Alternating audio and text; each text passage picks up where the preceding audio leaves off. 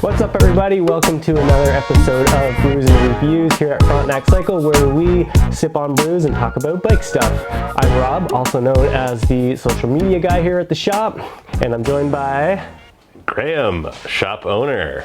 Yeah, what's in the box?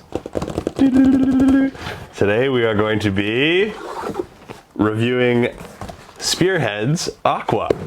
Aqua? What is that? It's water. It's water, botanical water.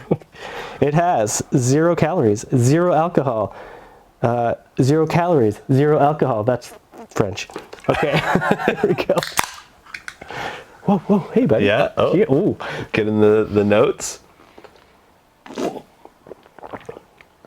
See, that's refreshing. Yeah. That's nice for a 9 in the morning brew. Yeah, yeah. And I won't lie, I've had a lot of these before, so I knew what I was getting into.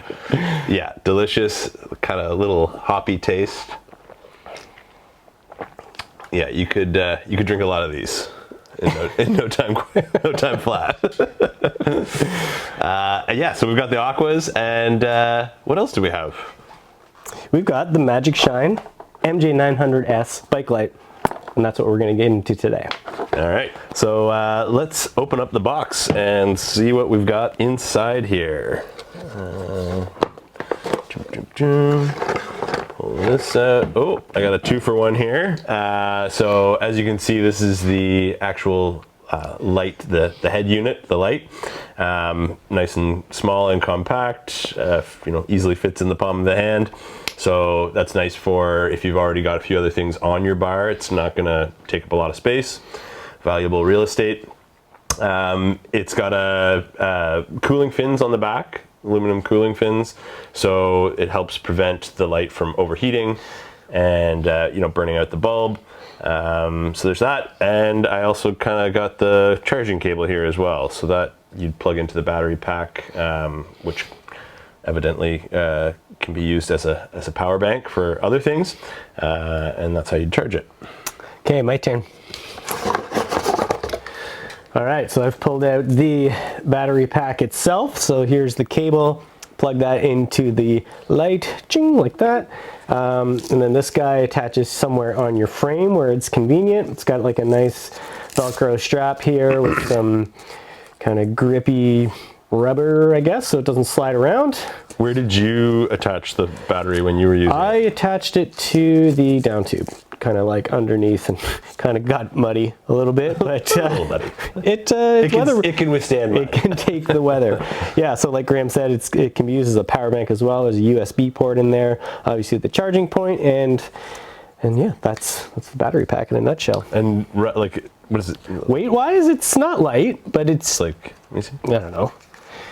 An apple and a banana? An apple? It's an apple's worth. A large banana? It's an apple's worth. An apple. Okay, there we go. What else do we got here? All right. Obviously, we want to mount it to our handlebar, and so this here is the handlebar mount. It's your standard twist and click style interface. The strapping is like a rubberized plastic strap. Comes with other sizes, so if you're running a 35 or a 31.8 or smaller bar, it comes with the accommodating straps, and it also comes with the small Allen key that you need to tighten it down. So just a little Allen key that screws in and cinches closed. All right, and then last but not least, we have the GoPro mount. So this guy gives you just some extra mounting options. If you already have a GoPro mount on your helmet or on your bar, you can just slide that in, and then the light interfaces into that. So that's kind of a convenient little bonus that it comes with. We've both used this light before. Mm-hmm. Let's kind of talk about the takeaways. What's good? What's not so good? What we're stoked on. But we're going to start with what we're stoked on. Start with the stoke. Okay. Always start with stoke. The light is... The size kind of strikes me right off the bat as definitely a big plus.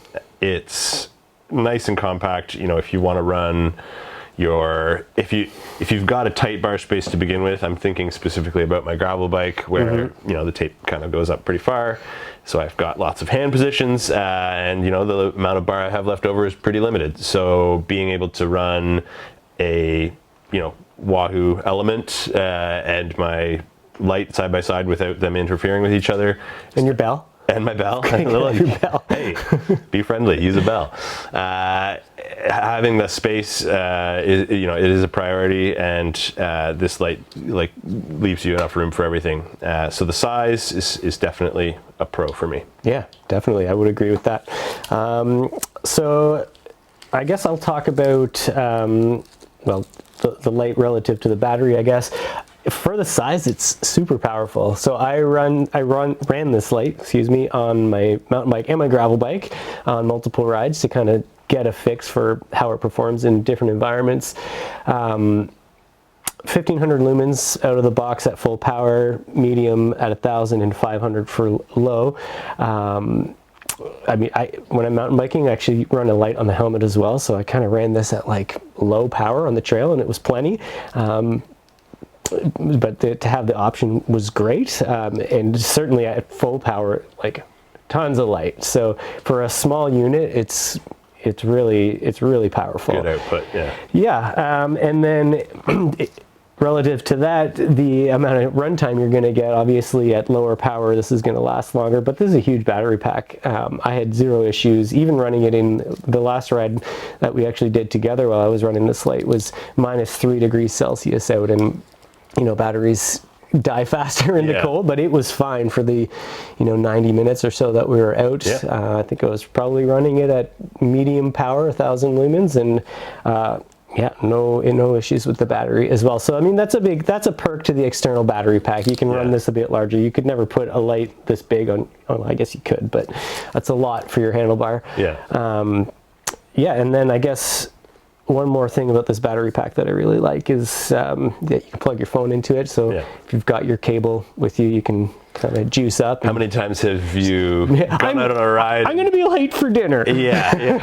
But my phone died and I couldn't text you. Or I turned to my social media guy. I'm like, Rob, we should get some pictures of this. You'll always have a charged phone. Always have a charged phone. And then lastly, I think another pro, another benefit that I'm stoked on is just how simple and easy it is to install. Our last ride, like you said, was a cold one, so wearing gloves, being able to get it on and off easily, with limited dexterity is a nice feature. Absolutely. Super easy to use too. Interface and size are kind of my big takeaways.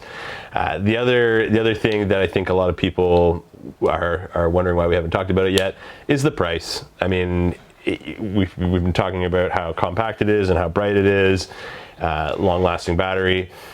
I think one of the biggest things is the price. It's $130. For a light that's going to last you that long. It's a power bank when you're not using it as a bike light. It's a lot of value for $130. So I think probably in the end, a lot of people do shop with their wallet, and it's light on the wallet. Yeah. So why not get both? Powerful light and a good price. There you go. Yeah. So let's talk drawbacks. I think it's obvious to most people that some people might like a feature that other people don't. So if you're used to having a light that is light and battery all in one, just on the handlebar, nothing else, then you switch to something like this, the battery pack and the cable might feel cumbersome and might kind of get in the way. And again, depending on your usage, whether you're a commuter or a gravel rider, a road rider, mountain biker, it's going to affect things differently, I think. So, some people might not like having the frame-mounted battery pack with a cable dangling. There are obviously ways around that. You can kind of zip tie and tape the cable, but again, it aesthetically might not work for everybody. So that's thankfully kind of aesthetics are not such a big deal when you're night riding because you can't see it. This is true. Yeah. So that's maybe a drawback for some people. Yeah, for me, I definitely didn't love the cable either, an external battery pack. However, having tested it on my gravel bike and my mountain bike, less of an issue on the gravel bike because you're just not moving the bars quite as much. There's less vibration. Well, I guess depending on what gravel you're riding, but the mountain bike for me was, there's a lot of like big movements with the bars, a lot of up and down, a lot of vibration, and just actually had the cable come undone once. I probably had it wrapped around my stem too many times to keep the cable, kind of tight, and kind of turned too much and popped it out. So like you said, there's ways around that, but I would rather run one without a cable on the mountain bike. Gravel, I'm going to go with this. This is good. You have tons of run time. I was going to talk about the bracket, actually, which is a very nice bracket, don't get me wrong. Like we said, it's a nice trim bracket, doesn't take up a lot of space. Good and secure. Yeah, definitely super secure. No concerns about it popping off, but it does take time to install, and then, or uninstall and reinstall. So for someone like myself, I ride 2 or 3 different bikes. I have the privilege of, mountain bike, fat bike, gravel bike. You got to take this off every time, switch it to the other bike, and if you're anything like me, you got a lot on your plate, and I got time to go for a ride right now. But, oh no, my bracket's on the other bike, and then I got to take it off and put it. This is a first world problem, but I did find that a little annoying. Whereas some other lights that I've used in the past, it's just a simple one kind of clamp, and then you take it off, put it on the other one. And you could buy an extra bracket, but like you said, out of the box, one bracket. So bit of a drawback. And then still with the brackets, and this one's not going to apply, helmet bracket. It doesn't come with one out of the box. So if you're running a helmet light, this one's going to be a little harder to put on the helmet. Maybe it's because their philosophy is you're probably not going to run this on your helmet because there's a cable that's going to come out of the back of your helmet, and you have a backpack to put this into. I don't know. You could use the GoPro mount. If you have a GoPro mount for your helmet, that would work, but no simple out-of-the-box solution. So as someone who does mountain bike, and I'll run a light on my helmet and on the bar, I was a little disappointed that there wasn't a direct, I think bracket that it comes with for the helmet. I think it's probably safe to say that their intended use is bar mount. That's fair. Okay, so well, that's not like a ton of negatives. Overall, it's an awesome light. You know what? I have one other drawback. One other negative. I think they should work on the name. MJ900S. No, it's Michael Jordan. It's the greatest of all time. And his famously, the number that he played with was 900. That's right. Of course, everybody knows that. So the name maybe could use a little creativity, but taking a dig at the marketing department at Magic Shine. I don't know. No, they're lovely people. But overall, solid light for the price. It doesn't take up a lot of real estate on your bar. And will last you as long as you need for your ride. So absolutely. Overall, good bike or good light. Not a good bike. Good bike light. Good bike light. All right. Thanks for checking out our review on the Magic Shine MJ900S. It's a great light for the price, and will keep you lit up at night. So agreed. And a big thanks to Spearhead for hooking us up with the Aqua Botanical waters. Kept us hydrated, and I hope we didn't burp too many times into the mic because they are very fizzy. I think that's what makes it so refreshing. Effervescent.